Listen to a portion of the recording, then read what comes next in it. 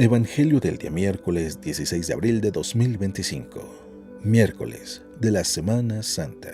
Lectura del Santo Evangelio según San Mateo, capítulo 26, versículos del 14 al 25.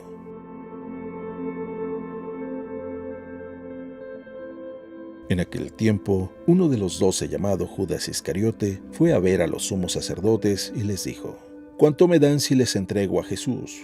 Ellos quedaron en darle 30 monedas de plata, y desde ese momento andaba buscando una oportunidad para entregárselos. El primer día de la fiesta de los panes ácimos, los discípulos se acercaron a Jesús y le preguntaron: ¿Dónde quieres que te preparemos la cena de Pascua?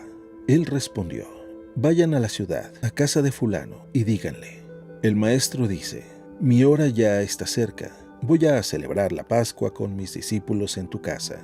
Ellos hicieron lo que Jesús les había ordenado y prepararon la cena de Pascua. Al atardecer se sentó a la mesa con los 12 y mientras cenaba les dijo: yo les aseguro que uno de ustedes va a entregarme. Ellos se pusieron muy tristes y comenzaron a preguntarle uno por uno: ¿acaso soy yo, Señor? Él respondió: el que moja su pan en el mismo plato que yo, ese va a entregarme. Porque el Hijo del Hombre va a morir como está escrito de él. Pero ay de aquel por quien el Hijo del Hombre va a ser entregado. Mas le valiera a ese hombre no haber nacido. Entonces preguntó Judas, el que lo iba a entregar: ¿acaso soy yo, maestro? Jesús le respondió: tú lo has dicho.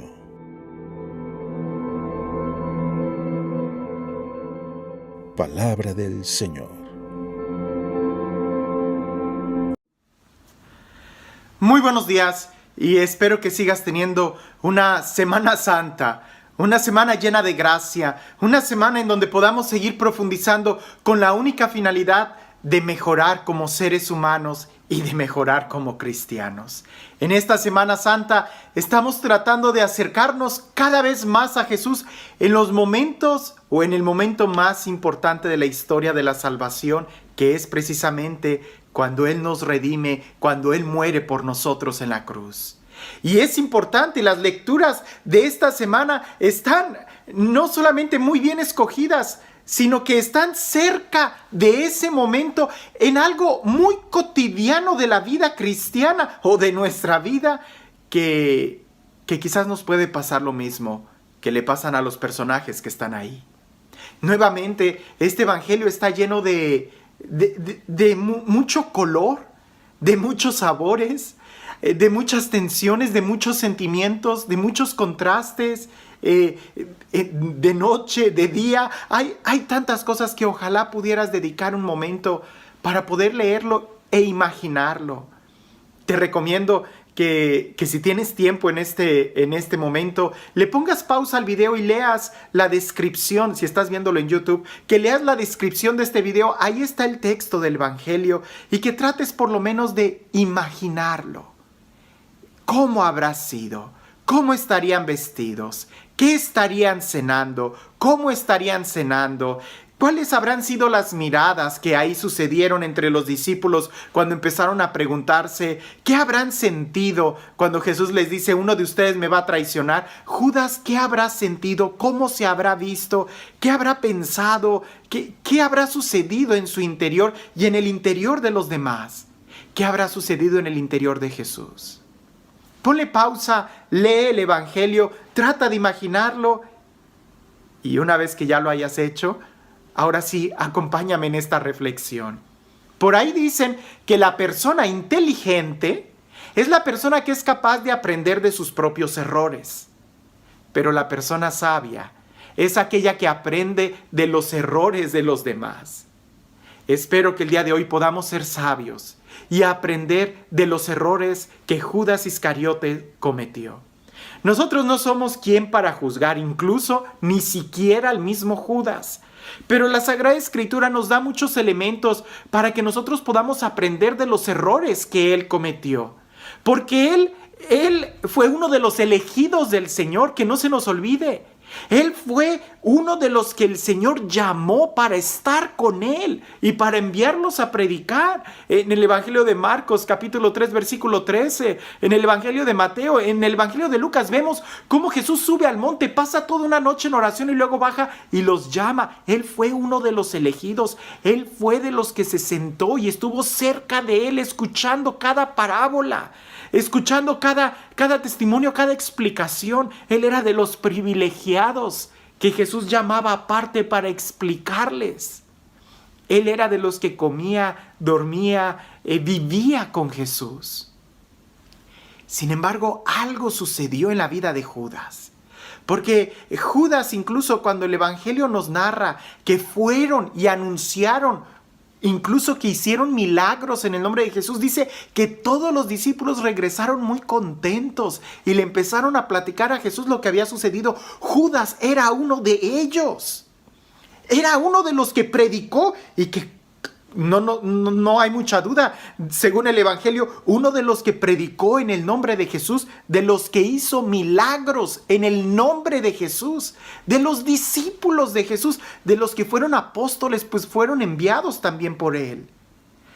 Pero algo empezó a suceder en el corazón de Judas que poco a poco fue haciendo que se apartara su mirada.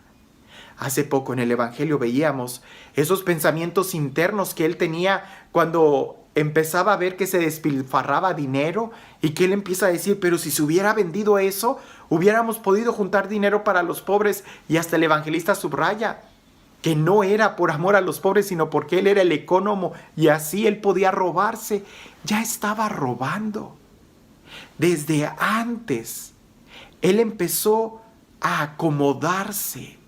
Empezó a ya no violentar su vida, empezó a ya no querer buscar más del reino de Dios en su corazón, sino que empezó, como dicen, un modus vivendi.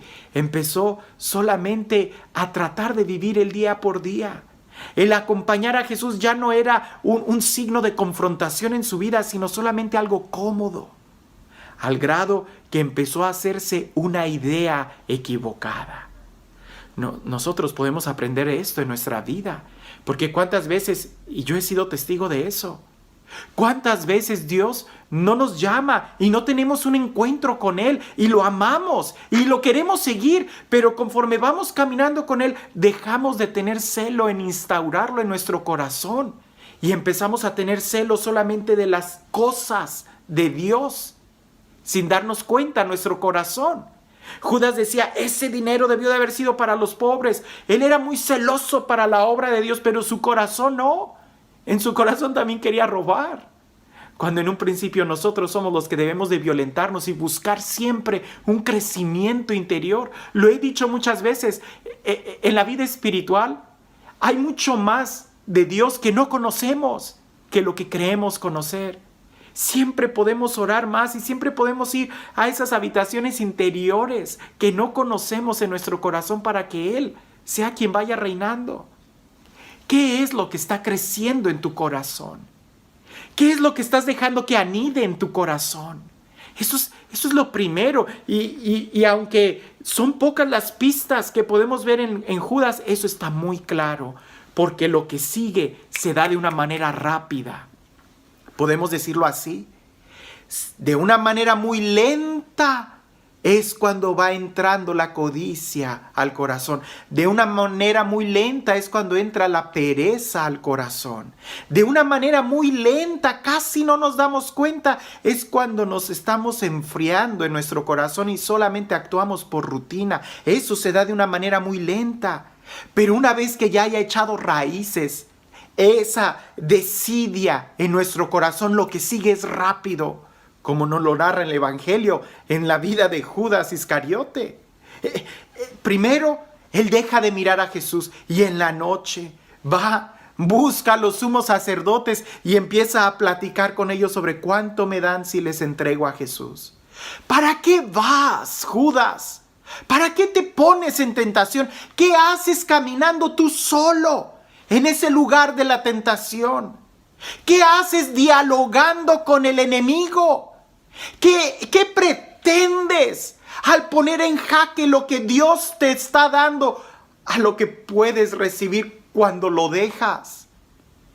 Aunque no lo parezca, ese es el problema más grande, el tiro de gracia, ¿verdad? Que muchos cristianos tienen. Dejan de orar, dejan de tener comunión con Dios, dejan de violentarse en su interior para instaurar primero el reino de Dios en su propia vida. Y después, de una manera muy fácil, empiezan a caminar solos, creyéndose que pueden defenderse ellos solos, cuando Jesús dice bien claro, los mandó de dos en dos, nunca solos. Pero él se creía capaz de poder sobrellevar sus planes, sus pensamientos. Él creía que eran mejores que los de Jesús y él peleaba por su plan y no por el plan de Jesús. Al grado que entra y empieza a dialogar con el enemigo y empieza a calcular si puede ganar más vendiendo a Jesús que estando con él. ¡Qué absurdo! Pero eso sucede mucho. A veces nosotros todavía pensamos que puedo ganar más si vuelvo al vicio, si vuelvo a las drogas, al alcohol, si vuelvo, no sé, al adulterio, a cualquier pecado. Que es ser fiel a Jesús, que ser fiel, que buscarlo más a Él. Empezamos ya a buscar momentos de pecado. Y cuando Él dialoga, regresa con esa idea en su mente. Puedo traicionarlo por 30 monedas, me van a dar 30 monedas de plata. Eso era nada, era una basura. Jesús valía mucho más que 30 monedas. Jesús vale mucho más que cualquier placer. Jesús vale mucho más que cualquier traición, que cualquier momento en tu vida que tú puedas buscar afuera. Pero 30 monedas de plata es mucho para alguien que ya no tiene la mirada puesta en Jesús. Y sin embargo, Jesús, que lo sabe todo, en ese momento, en esa cena, Él tiene un profundo, podríamos decir, conocimiento o sentimiento de querer todavía salvar a Judas, que todavía lo dice Jesús: uno de ustedes me va a traicionar. Y todo el mundo empieza a mirarse, seguramente todos con miedo. ¿Acaso seré yo? ¿Acaso seré yo? Todos con miedo, con angustia.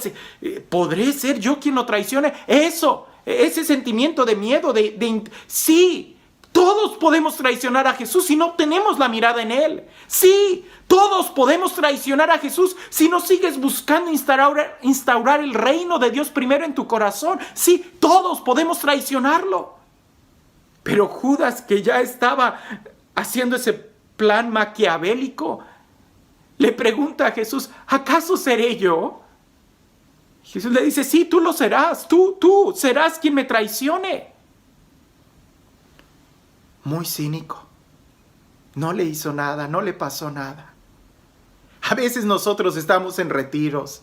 A veces vamos a una misa y ya sea que a través de la homilía, del evangelio, en algún retiro, sentimos una llamada de atención muy fuerte de Dios que va dirigida a nuestro corazón y que es como un momento de alerta de: ¡hey! Te hablo a ti. Y nosotros: ¿acaso es a mí? Cínico. Claro que es a ti. Claro que a nosotros, a cada uno de nosotros, Dios nos habla, nos llama por nuestro nombre y está buscando ese momento de encuentro. Que nosotros seamos capaces de volver nuestra mirada, de no aceptar ese dinero. Y es que Judas, una vez que tú te acostumbras a querer pensar que tus planes son mejores que los de Dios, entonces es muy difícil que vuelvas atrás. Cuando Judas se da cuenta de que había cometido un error, lo veremos más adelante en el evangelio, trata de devolver las monedas para que liberen a Jesús. No, es que si quieres resolver las cosas, no lo hagas a tu manera. Hazlo a la manera de Jesús. Y la forma de haber resuelto eso no era tratando de volver a comprar a Jesús. Miren, aquí les traigo 30 monedas y les doy todavía otras 5 más para ver si me lo devuelven. No, no es como tú quieres. Lo mejor sería haberle pedido perdón a Jesús. Lo mejor sería haberte puesto de rodillas y clamar su misericordia. Pero cuando ya te acostumbras a hacer negocios con las cosas de Dios, es difícil. Por ahí hay alguna frase que dice: Sí, estás muy cerca de la iglesia. Sí, estás muy cerquita del sacerdote, del coordinador del grupo. Sí, estás muy cerca, muy metido en las cosas de Dios. Pero también estás cerca de Dios, porque no es lo mismo.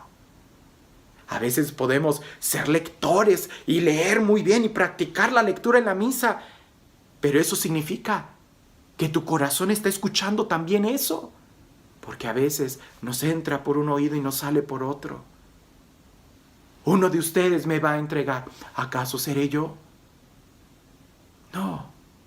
Que este tiempo, que esta Semana Santa no sea una semana más, sea verdaderamente un momento en donde podamos recapacitar y reflexionar en nuestro corazón.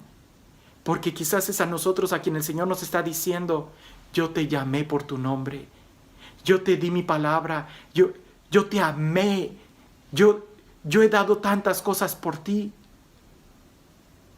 Y uno de ustedes me va a traicionar. ¿Dónde está el día de hoy tu mirada? ¿En dónde está el día de hoy tu corazón? Y esto también me lo digo a mí, ¿verdad? Porque pues no necesito ser ciego, ¿verdad? Sé que hay muchos hermanos que fallan. Y la pregunta es, ¿y quién será el siguiente? ¿Quién será el siguiente? Que podamos acercarnos a Jesús, que podamos ser humildes y poner nuestra mirada en Él, regresar y buscar la instauración del reino primero en nuestro corazón.